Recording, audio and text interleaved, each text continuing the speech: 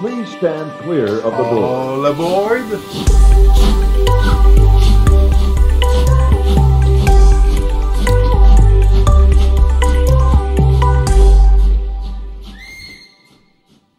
Bonjour tout le monde, j'espère que vous allez bien. On se retrouve aujourd'hui du côté du Coronado Springs Resort pour en fait continuer cette série de vidéos où est-ce que je vous présente les différents hôtels du Walt Disney World Resort. Donc le Coronado Springs c'était le dernier hôtel de la catégorie Moderate que j'ai à vous faire visiter. Donc on va regarder ensemble là, tous les différents services offerts, que ce soit les restaurants, la piscine, les bars. En tout cas, il y a vraiment tout plein de choses ici. Sinon, les différents types de chambres, on va en parler, puis je vais vous faire une présentation générale de l'hôtel, de sa thématique. C'est un hôtel qui a vraiment beaucoup évolué depuis le temps, parce qu'avant, c'était vraiment un hôtel typique Moderate avec plusieurs petits bâtiments répartis un peu partout. Mais dans les dernières années, il y a eu une toute nouvelle tour qui est arrivée à l'hôtel au Coronado Springs. Donc, une tour avec différents types de chambres qu'on retrouve là-dedans. Un lobby plus grand aussi.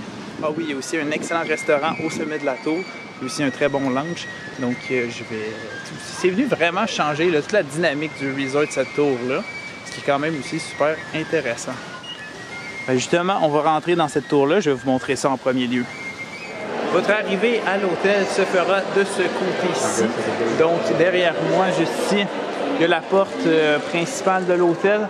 Donc, que vous arriviez en taxi, en Uber, en Lyft, que vous utilisez le service Mears Connect, ou que si vous arrivez en voiture, que vous vous stationnez et puis que vous rentrez dans l'hôtel par la suite, vous allez arriver par cette porte. Vous allez avoir les comptoirs, le front desk, bureau de concierge, tout ça, qui vont se retrouver sur votre droite. Sinon, vous allez avoir également certains bureaux pour, si vous voulez brancher ordinateur, appareil électronique, en tout genre. Des fois, il y en a qui peuvent avoir un peu de travail en voyageant. Donc, puis, vous allez avoir le grand lobby qui se révèle à vous sur 2 étages. J'aime beaucoup le style ici de l'hôtel, du moins la tour, l'architecture, le design intérieur a des inspirations espagnoles. Puis, en fait, c'est un hommage au partenariat qu'il y a déjà eu entre Walt Disney et Salvador Dali. Donc, ils ont fait différents films d'animation ensemble, où certaines histoires ont rappelé, rappellent l'œuvre de Salvador Dali. Mais c'est quand même, en tout cas, c'est vraiment très beau, c'est vraiment très bien travaillé, beaucoup de détails. On a un bar ici, un lounge, donc dans le lobby, avec très grande variété de boissons alcoolisées ou non. Il y a aussi plusieurs collations qui sont offertes. Sur le côté ici, vous allez avoir un chemin. Ce chemin-là, c'est un grand couloir, un grand corridor intérieur. Il est aussi possible de le faire à l'extérieur, qui va nous amener vers l'ancien lobby de l'hôtel avant que la tour soit arrivée. Ici donc, vous allez avoir beaucoup de divans, beaucoup de tables, encore une fois pour travailler, mais vous allez avoir la boutique et les restaurants qui vont se révéler à vous. Donc au niveau de la boutique, ça s'appelle Panchitos, inspiré en fait de ce personnage des Trois Caballeros.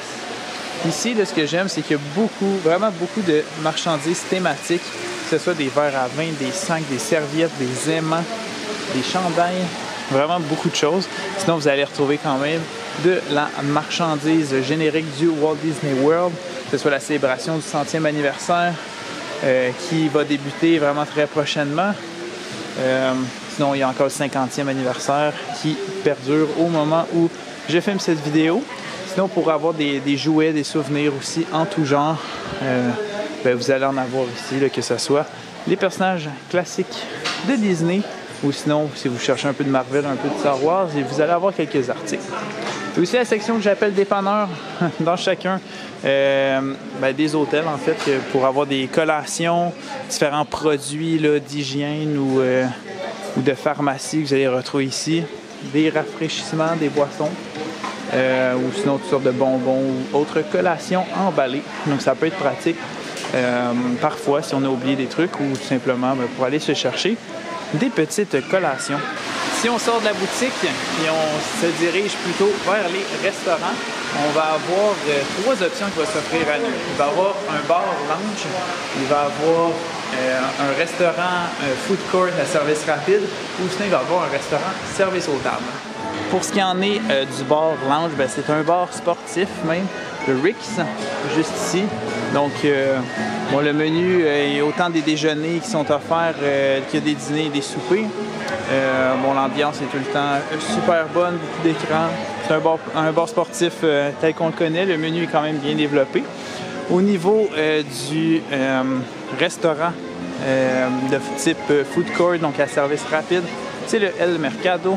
Donc, on a quand même un grand espace avec beaucoup de tables. C'est sûr que ça ne sera jamais tout plein ici. Vous allez avoir de la place pour vous asseoir. Si vous avez votre mug refilable à volonté, vous allez pouvoir aussi faire ça ici. Puis sinon, pour commander votre nourriture, vous pouvez passer aux différents comptoirs à l'arrière.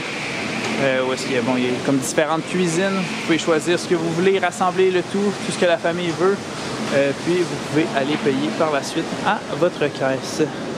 Encore une fois, le déjeuner, le dîner et le souper est offert ici. Puis le dernier type de restaurant qui nous reste, c'est celui à service aux tables, le Maya Grill. Donc son entrée va être juste ici à côté du food court. Je ne l'ai jamais essayé, mais c'est vraiment sur ma liste parce qu'apparemment c'est très bon. Ici, en fait, le lobby est fait en longueur, donc ça fait quand même un gros bâtiment massif, mais ce que j'aime, c'est qu'à l'extérieur, ils ont vraiment créé toute une promenade, si on veut, une esplanade avec vue sur le lac qui longe tout le bâtiment. Donc, il y a quand même des beaux espaces de vie qui sont créés. Belle ambiance, surtout le soir, il y a plusieurs lumières qui se rajoutent, vue sur le lac, fontaine illuminée. Puis, juste ici, vous allez retrouver un autre restaurant qui est vraiment très bon. J'ai pas encore eu l'occasion de l'essayer. Ça fait vraiment trop de fois que je me dis qu'il faut que je l'essaye. Finalement, ça ne donne jamais. Donc, c'est vraiment, là, je pense que je vais aller souper là ce soir. Là. Il faut vraiment que je l'essaye. C'est excellent apparemment. C'est le Three Bridges Bar and Grill.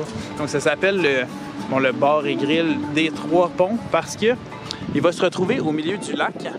Puis, il va être connecté par 3 ponts. Donc là, je suis sur un. On va en avoir d'autres de part et d'autre. Ça l'aide vraiment à l'accessibilité au travers le resort. Parce que, il y a un immense lac, mais si vous avez une chambre plus loin puis vous voulez vous rendre au lobby principal, c'est bien d'avoir des ponts qui traversent le lac. Puis, ils en ont profité pour mettre un restaurant sur pilotis, juste à la croisée de ces 3 chemins.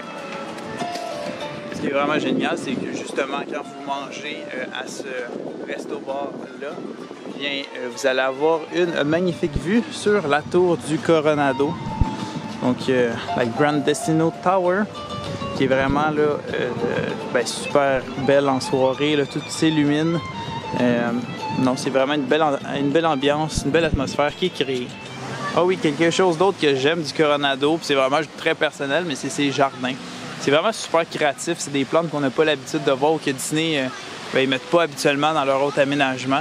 Mais ici, ils ont créé un beau jardin, même un jardin devant, avec plusieurs petites éoliennes, si on veut. Je ne sais pas trop comment appeler ça. Virva, en tout cas. Vous comprenez ce que je veux dire.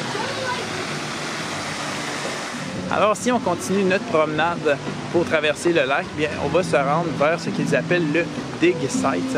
Donc ça, c'est l'espace piscine principal, où est-ce que vous allez retrouver aussi plein d'autres activités récréatives autour. Donc la thématique est vraiment géniale. On se retrouve dans un site archéologique où est-ce qu'en plein cœur, on retrouve une pyramide Maya.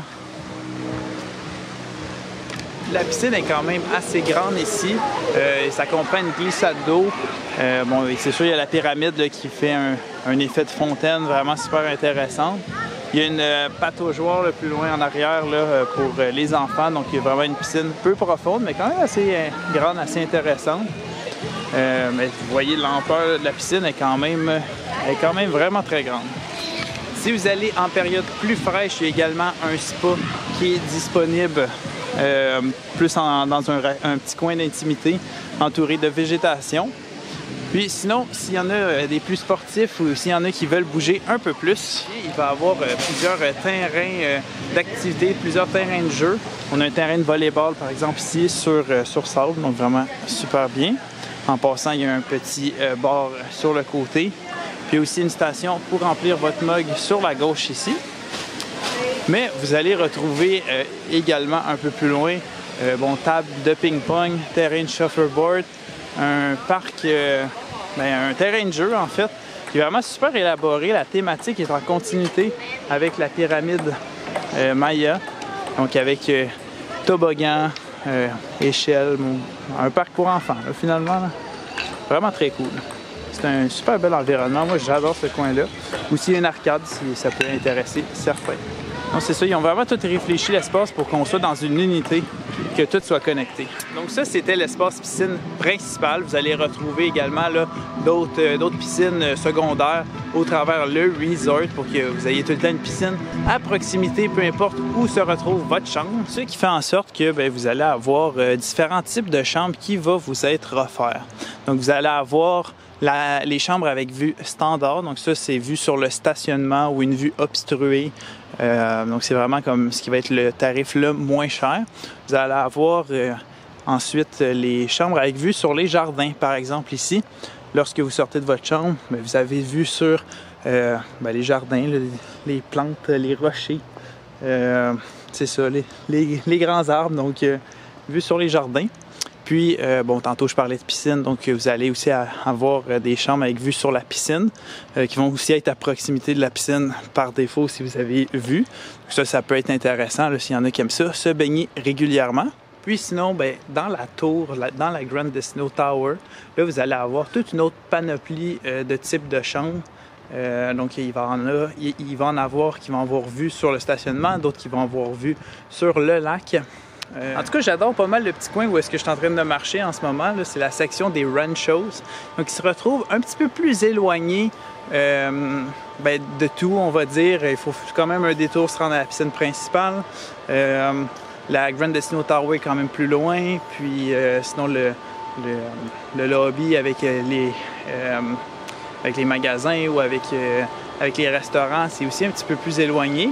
Mais moi je dirais que c'est l'espace le mieux aménagé. Donc il y a certains points négatifs, mais il y a aussi des points positifs. Regardez-moi ça. L'architecture des bâtiments est quand même le fun. C'est vraiment, ça dit bien dans le nom, ranchos, comme des ranchs, avec de la pierre, avec beaucoup de bois. Ça fait vraiment esprit de petit village avec de village désertique. Comme on pourrait retrouver dans l'Ouest américain ou dans le Nouveau-Mexique ou au Mexique directement. Je pense que c'est un peu ça la thématique du resort. Vraiment très cool. Tiens, justement dans la section des ranchos, il y a une piscine secondaire, donc on va pouvoir regarder ça vite fait ensemble pour vous montrer de quoi ça a l'air. Donc ici, on a une entrée vraiment très cute avec des petites marches. Puis vous voyez, donc c'est pas mal plus petit, mais c'est plus intime. Donc toutes les chambres que vous voyez là, qui donnent sur la piscine, ça fait partie des chambres avec vue sur la piscine. Le concept est bien fait. Mais ça, c'est quand même important à savoir parce qu'il y en a des fois qui peuvent penser que les chambres avec vue sur la piscine, c'est juste vue sur la piscine principale. Mais c'est pas tout à fait vrai. Si vous êtes chanceux, oui, ça peut être également une chambre avec vue sur une piscine secondaire. Donc c'est juste à prendre en compte lors du choix de votre type de chambre. Mais ce qui est vraiment le fun avec cet hôtel-là, c'est qu'on se sent vraiment transporté dans un lieu tropical.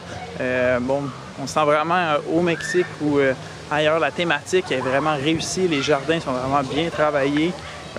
L'ambiance est vraiment le fun. C'est super familial aussi, là, que ce soit avec la piscine immense, avec la glissade d'eau, avec les parcs pour enfants ou toutes les activités récréatives qu'il y a pour la famille, aussi principalement pour les enfants. Là, il va y avoir des trucs spécifiques à eux. Il y a même une plage là, juste derrière moi, donc de quoi vraiment faire des châteaux de sable, s'amuser.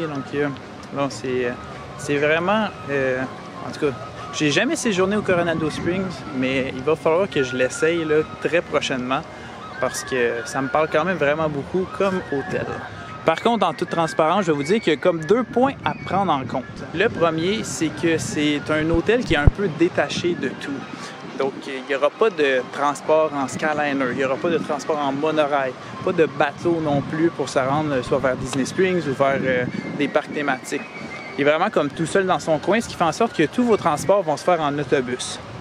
Bon, l'autobus est quand même super efficace à Disney, donc pour ça, c'est pas tant un problème. Par contre, si vous voulez vivre une expérience spéciale dans vos moyens de transport pour se rendre vers les parcs, bien là, c'est sûr qu'ici, il n'y aura rien là, qui va vous épater. L'autre élément à prendre en compte, c'est que le Coronado Springs, il y a un centre de congrès relié à tout ça. C'est quand même une destination populaire pour plusieurs entreprises qui vont faire différents événements à cet endroit-là. Donc vraiment de quoi correspondre aux besoins de tout type d'événements. On se retrouve la semaine prochaine dans une nouvelle vidéo. Salut tout le monde!